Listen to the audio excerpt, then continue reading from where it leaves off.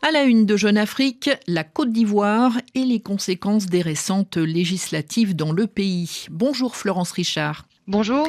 Vous êtes en charge de la Côte d'Ivoire au sein de la rédaction de Jeune Afrique. Avec vous, nous allons voir comment le RHDP, le parti au pouvoir, a consolidé sa position lors des dernières élections. Mais tout d'abord, cette information concernant le candidat du RHDP à la présidence de l'Assemblée nationale. Jeune Afrique l'a annoncé jeudi. Il s'agit de Patrick Achi. C'est le choix du président Alassane Ouattara et ce n'est pas le candidat qu'on attendait. Oui, Alassane Ouattara a finalement choisi l'ancien Premier ministre pour briguer la présidence du Perchoir au nom du RHDP, comme nous l'avons écrit en exclusivité. Le chef de l'État en a fait l'annonce au cours d'un présidium du parti. Et effectivement, cette annonce a constitué une surprise pour tous ceux présents à cette réunion, selon nos informations. Patrick Achi est éloigné des arcanes du pouvoir à la suite de son éviction de la primature en 2023. Et il avait rejoint une équipe de consultants pour la Banque mondiale et le FMI, tout en assurant des cours pendant un semestre à l'université américaine d'Harvard. Alors début 2025, il avait cependant été rappelé auprès d'Alassane Ouattara comme conseiller spécial à la présidence avec rang de ministre d'État.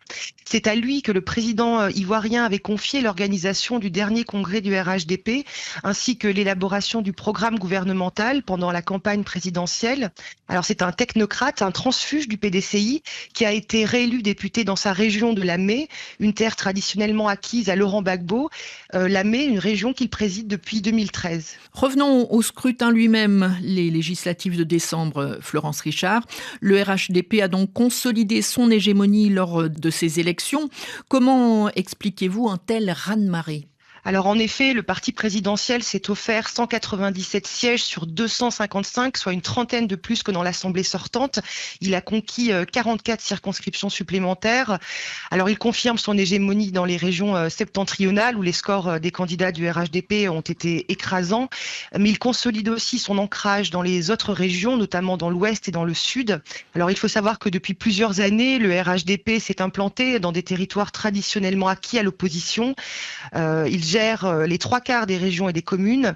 Et lors de ces législatives, il a aussi profité du boycott du parti de Laurent Gbagbo, ainsi que d'un PDCI, principale formation d'opposition fragilisée par une crise interne. Oui, pour le PDCI, c'est la déconfiture. Parviendra-t-il à se remettre de ce recul historique alors qu'il perd la moitié de ses députés ?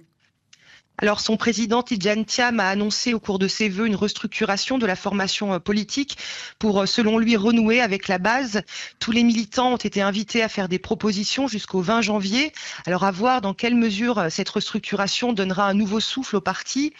Installé à Paris depuis le mois de mars 2025, Thiam avait été radié des listes électorales pour des questions de nationalité, ce qui l'a empêché de se présenter à l'élection présidentielle. Et en interne, plusieurs membres du PDCI lui reprochent sa stratégie, lui reprochent d'avoir refusé de présenter un candidat de substitution. Merci Florence Richard. Votre analyse sur la Côte d'Ivoire.